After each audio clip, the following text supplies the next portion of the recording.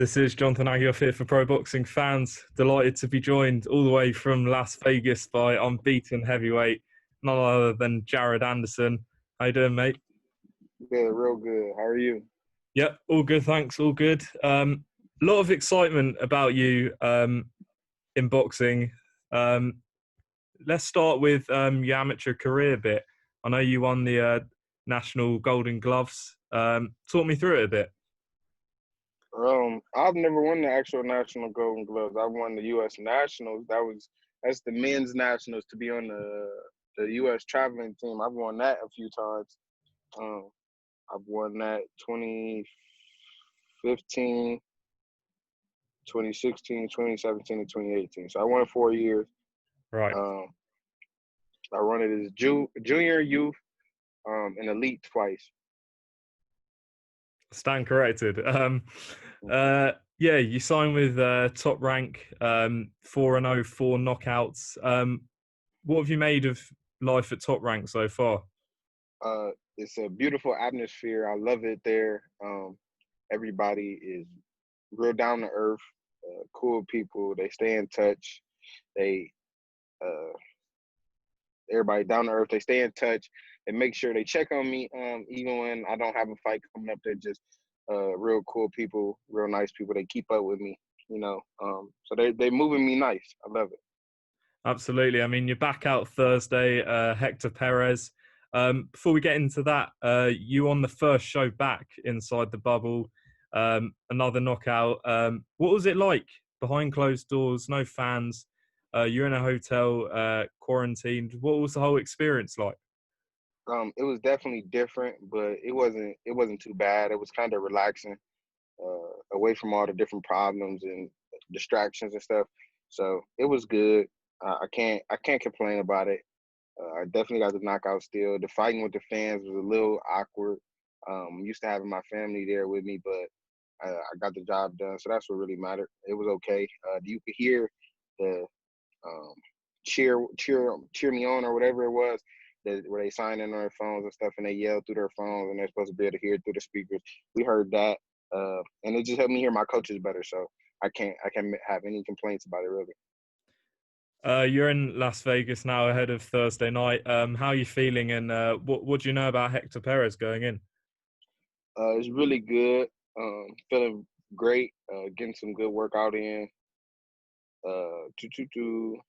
Everything's good. I mean, I'm just waiting on the day now. Just counting down my time. And what I know about Hector Perez, just he's a shorter man. Throw wild shots. He's kind of quick. He has his moments. He throw wider shots though. Got to keep my hands up. But I mean, he's older. He's slower. Like I said, I'm the bigger man. So if he comes forward out, we're gonna box him. If not, we're gonna walk him down like we do everybody else. What was your sort of path into boxing? Did you always want to be a boxer? Were you always into sports and things? Not really. I didn't want to be a boxer younger, being that I had to work out how I did. But it kind of grew on me when I got older. I started off boxing when I was 8 years old. I probably didn't start taking it serious and actually really wanting to box until I was like 13 or 14. It was like a few years where I was just in it just to be in it. I had some friends in boxing, so I would come to practices and stuff with my friends. But other than that, I was just there. And then I started to take it serious, and that's when I started to excel. And where does this sort of power come from? We all know heavyweights are capable of knocking any heavyweight out, but 4 KOs at the start of your career, you must be very happy with that. Yeah, definitely happy. Just continuing to stay on the path that's set for me. Working with my strength and conditioning coaches, my regular coach, picking my shots. Hopefully we can start making 1-punch knockouts. We've been really overwhelming people with our stoppages and stuff like that. But hopefully the power will come where we 1-punch knockouts. Do you believe you're the next man in this heavyweight division after the current crop has sort of moved on? They're obviously, we're looking for that big American name in the heavyweight division. Do you believe you're the man to take the baton after sort of this era has moved on? Without a doubt, I believe I'm the next best thing. I believe I'm gonna be the fighting pride for sure. The UK fans will probably know you from sparring in Tyson Fury's camp before the Wilder fight. Talk me through what that experience was like out at the top ranked gym. How did you become acquainted with Tyson Fury? How did you first enter the camp? I did. Well, I had just signed with my manager, James Prince, at the time, and they got in. And I had before I was in a camp for my pro debut. I was gonna kill him. Joseph Parker. I was in Joseph Parker's camp, so I was in Vegas for my pro debut. I started off my pro debut camp with him, and Taylor Berry was in Vegas already, and they had Guido as a sparring partner with Tyson Fury. So they asked if he knew anybody else who would be a good sparring partner, and he mentioned my name, and they brought me in, and they thought I would be a good asset. So they brought me in, and I just showed what I had, you know. But it was a great experience. I loved everything about it. Everybody was like family. Hanging with the sparring partners were great. They were all cool people. We still keep in touch. I wish them the best. But it was a great experience. We taught each other some stuff. We kind of tag team Tyson. You know, we were picking each other's brains and helping each other out. What we thought would be better for us to throw or do in in the sparring session. So it was a great experience. Happy to say I did it. What were you most impressed with about Tyson Fury when you're in the camp with him? His speed and his mobility to be as big as he is. Did you expect what we saw on February 22nd all the way through in the build-up? Tyson Fury was saying he would knock Deontay Wilder out. Did you expect to see that? Yes, without a doubt. He talked about it the whole camp, and he did everything he needed to do it. So I mean, I kind of seen it watching Deontay's fights and watching the fight before. So the complete change of how Tyson trained and what he did before that first fight to now, I knew it was coming. I knew it was going to be a stoppage. You mentioned sort of the other sparring partners. I spoke to, it was obviously yourself, Jordan Thompson, George Fox, David Adelaide. I spoke to David Adelaide shortly after the fight, and he told me that all of you got on very well, but he sees all of you meeting in the future in future fights. Do you see that happening as well? I don't know if I see us all meeting, but I mean, I believe we all can be great. I believe we all can be good, great fighters. So hopefully, I mean, as long as we keep the path and continue to be great, we'll meet someday. Not only they were there, also Andy Lee, Sugar Hill Stewart, the Kronk team in full force out in Vegas. How did you find working with those two?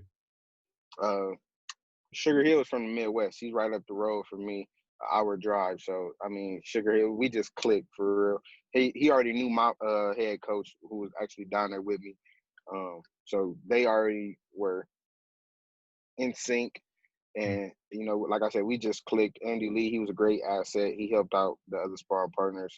But me and Sugar Hill, we worked on our own things and stuff. It was days he picked out where he just worked with each one of us on things he thought would better us in our pro careers. So it was like we clicked for sure. Are you hopeful, or have you been given any indication whether you'll be back in the camp for the third fight if it goes ahead? I haven't had any indication myself. I mean, they may have talked about it with my manager or something. Everything goes through him first, but hopefully I was talked about well as far as the preparation for that second fight. So hopefully they would love to bring me back in for the third. Yeah, I remember seeing in, I think it was a few days afterwards, Bob Arum specifically highlighted you in terms of the sparring partners. What does that mean, praise from someone that's done so well like Bob Arum? It means everything. He's given me the praise that I needed, you know, the well-deserved praise, helping me get out there and everybody know my name and know that I'm coming in the game, that I'm coming up and being a prospect and stuff like that. So it means a lot. It's really helping out the audience that's coming to me and all the fans that are attracting to me. Recently, there's been some talk, obviously, about glove conspiracy theories, Team Wilder suggestions. Obviously, Tyson's completely denied it. What was your reaction when you heard that?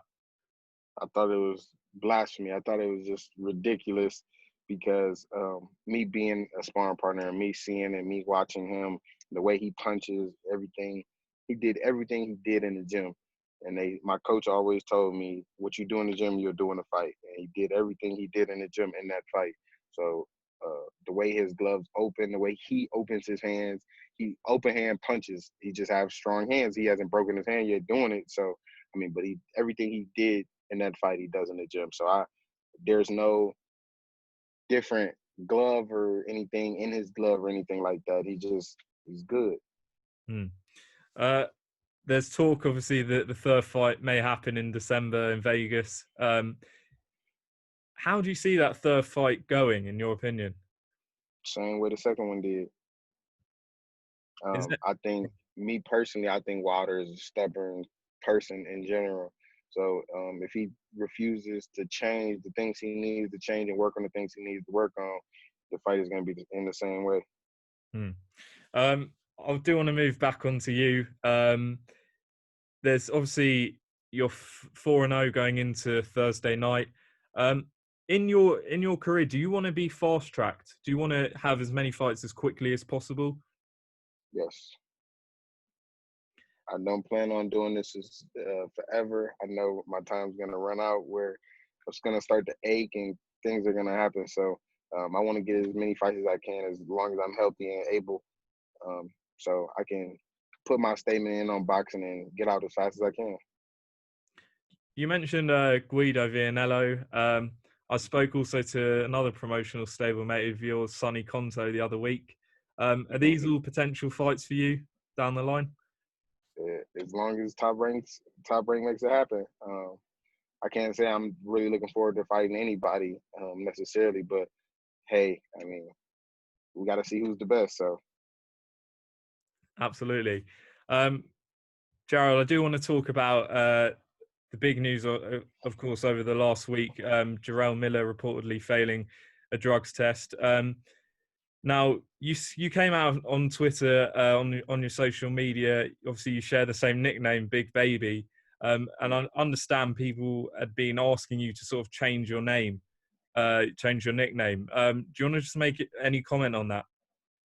not changing my name for anybody or anything. I have nothing to do with him or what was going on. He has his own situation. He's his own man.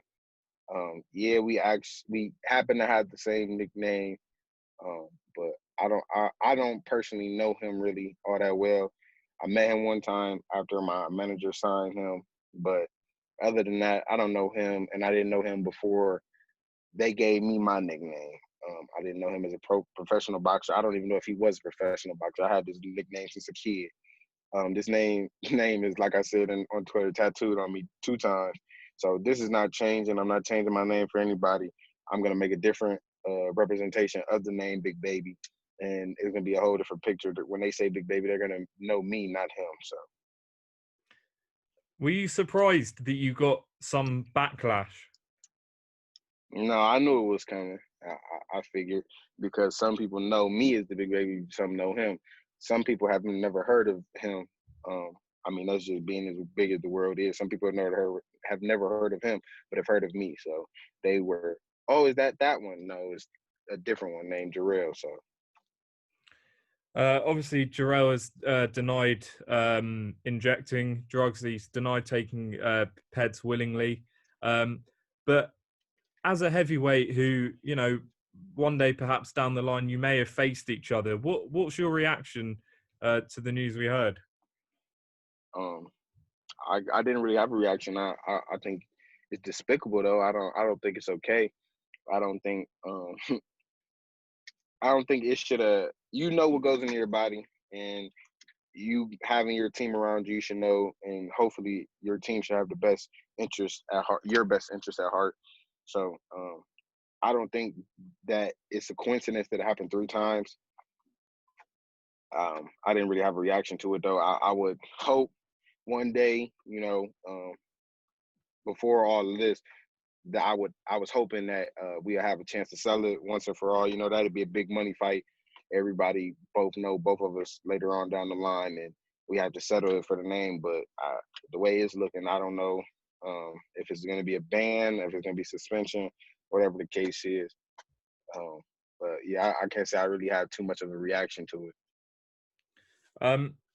Jared, after obviously your fight in June, both yourself and Shakur Stevenson showed solidarity to the Black Lives Matter movement, really raising awareness over the last few months on a very important issue. What's been sort of your sort of take on what we've seen over the last few months, and do you see sort of progress being made?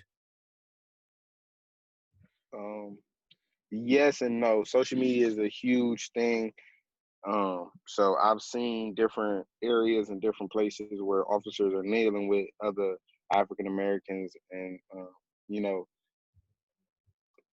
praising us and actually trying to change. But I can't say that it's because there are also cases where with like Elijah who just passed away, and I can't remember the girl's name, but it's still other cases where people are still dying to this day. So I can't say I see too much change, but I do see where people are trying. I mean, it was disgusting to see what happened to George Floyd. Have you seen similar sort of cases of sort of police brutality over the years? Yes, for sure.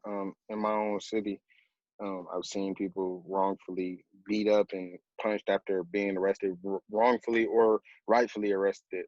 You don't have the right. They have to have their day in court for you just to, you know, put your hands on them and use your force while they're in handcuffs and stuff like that. I've seen it firsthand. So, For you, what's, you know, sort of a solution? Obviously, a lot of positivity is being spread over the last sort of few weeks, few months to raise awareness, as you say, on social media and in person. What more can be done, in your opinion? what more can be done? Just stop the violence. I guess. I mean, the protests they're helping to a certain extent, but now it's to the point where people are thinking that the officers are trying to take over the protests and wear masks and stuff and make the protests violent. So, what can we do? I don't know. At this point, I'm at a loss for words with everything that's going on. People are being people. Jared, I don't want to end this interview on sort of a down note, but as we say, boxing is back. Yes. You're back in action on Thursday. Finally, just tell sort of your fans in the UK what they can expect on Thursday night, and also how to follow you on your social medias. All my fight fans, man, thanks for tuning in. Continue to watch me on my journey. Thursday night, ESPN. You will see another stoppage. That's what we're going for. But I mean, as long as we win, that's the plan. Follow me on Instagram, Jared Anderson 419, Twitter, Team Big Baby, 2 Y's at the end. You know, and keep in touch. Follow me. Jared Anderson, thanks very much for taking time out to speak to me, and I wish you the best of luck on Thursday night, and hopefully we'll catch up after your fight. All right, thank you much.